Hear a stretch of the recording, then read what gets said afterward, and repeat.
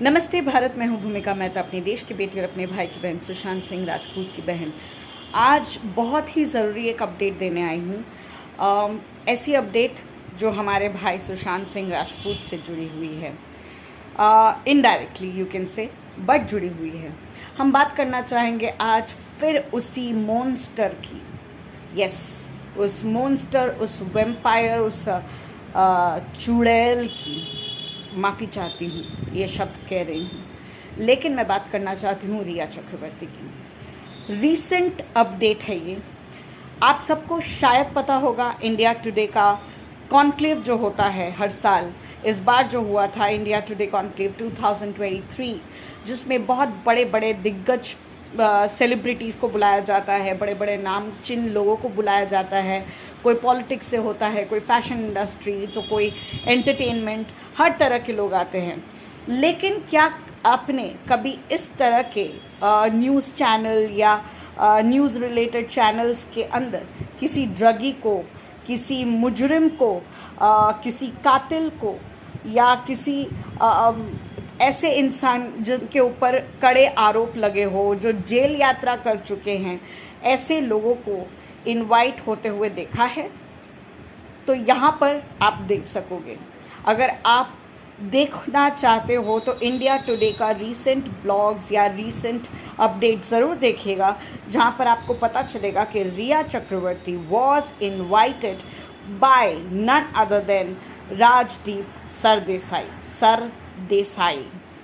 Yes, ये राजदीप सरदेसाई वही राजदीप है जिसने 2020 में इस रिया चक्रवर्ती को हीरो बनाने के चक्कर में, हीरोइन बनाने के चक्कर में, उसको क्लीन चिट देने के चक्कर में एक इंटरव्यू रखा था, जिस इंटरव्यू में वो लोग सिर्फ और सिर्फ ऐसी बातें कर रहे थे जो हमारे सुशांत सिंह राजपूत को, हमारे भाई को, हमारे चहीते, जो हमारा अपना है, जिसको लेजेंड बुलाते हैं, सुपरस्टार बुलाते हैं, आज वो हमारे बीच में नहीं है। उस इंसान को नीचा दिखाने के लिए हद पार कर दी थी इन दोनों ने।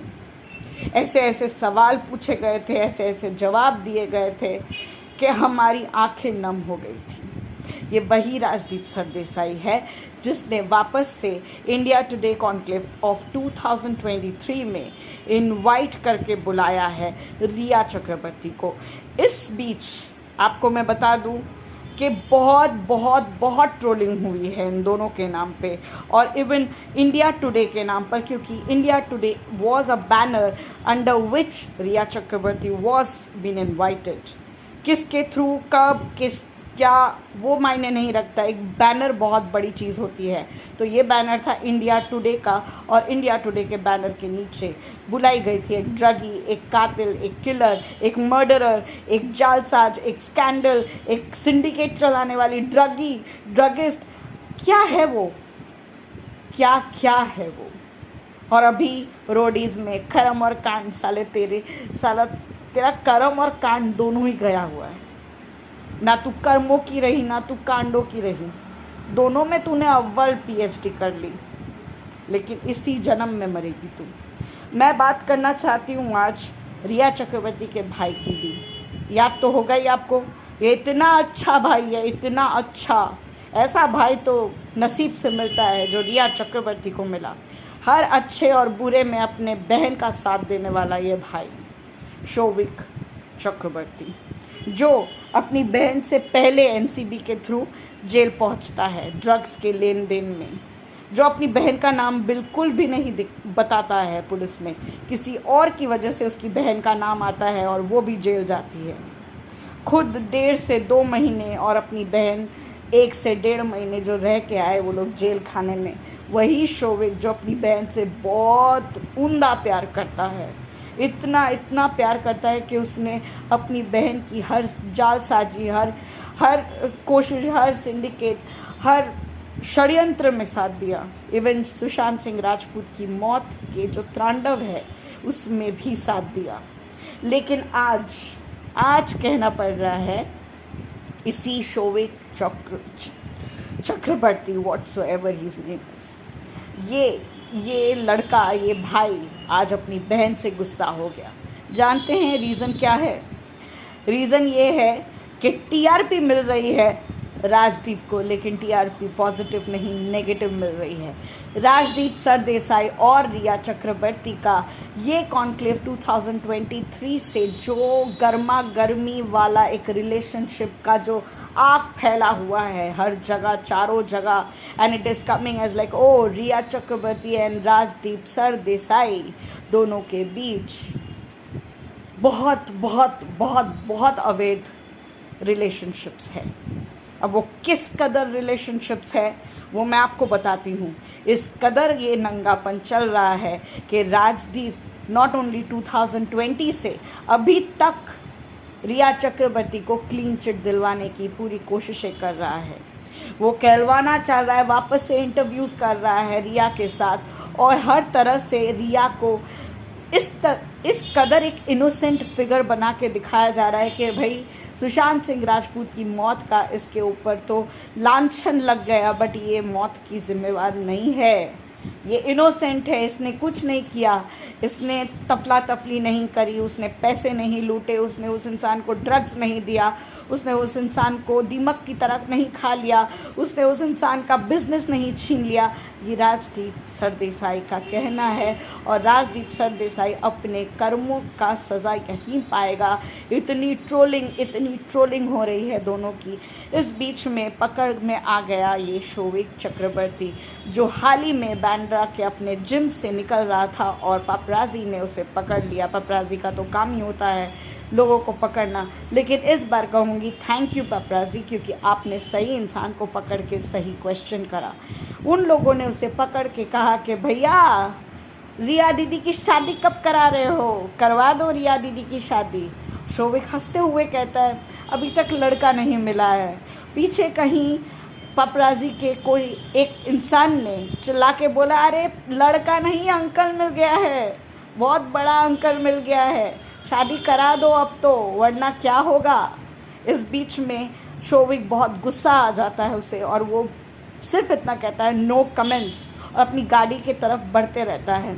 वापस से पेपराजी से आवाज़ें आती है और कहा जाता है अरे भैया अपनी बहन की शादी कब करवा रहे हो, लगता नहीं है कि आपकी बहन ने बहुत बड़े एक एज डिफरेंस का आदमी ढूंढ लिया है, इतना बड़ा एक आदमी ढूंढ लिया है अपनी एज से भी बड़ा, क्या करेंगे सर। लोगों का काम है कहना, बट इस बार लोगों ने सही है कहा। इतना ह्यूमिलिएट करा क्वेश्चंस कर करके कि शोविक अपना गुस्सा कंट्रोल कर रहा था। उसकी चेहरे से एकदम दिख रहा था कि अब अगर उससे कंट्रोल छूट गया तो वो पता नहीं क्या करेगा, क्योंकि अपनी चहीती बहन के बारे में ये सब सुन के अच्छा नहीं लग रहा था। एंड दूसरी बात ये कि आज तक ये खबर फैली हुई थी कि रिया चक्रवर्ती के जो ये अवैध संबंध है राजदीप सरदेसाई के साथ, ये ना तो रिया के घर में पसंद किया जा रहा है और ना ही राजदीप के घर में पसंद किया जा रहा है।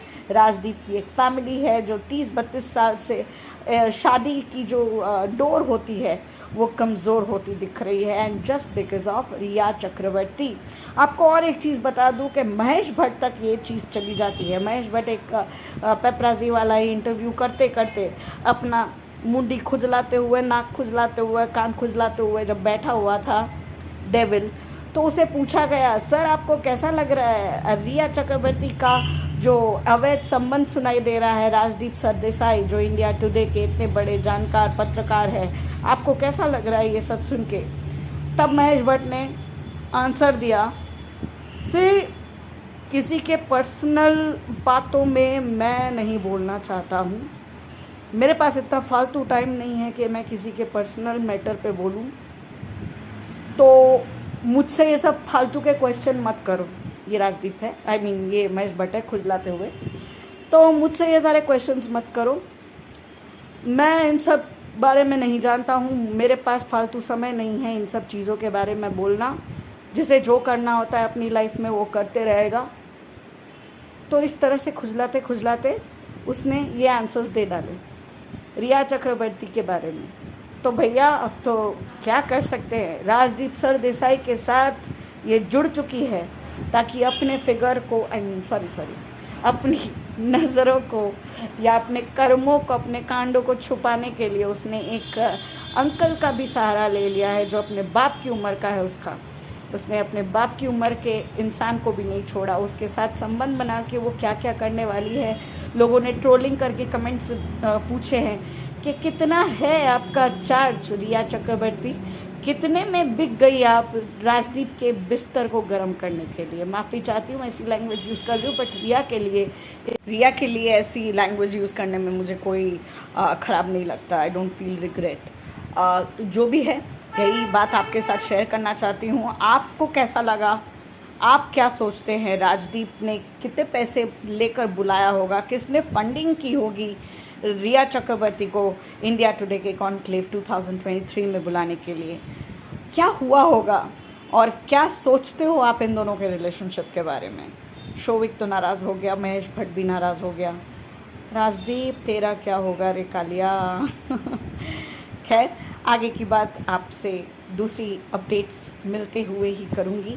तब तक के लिए बाय, जय हिंद। आओ, जो सब्सक्राइब कर सके तो करिएगा, लाइक शेयर कमेंट ज़रूर करिएगा। आज बाय।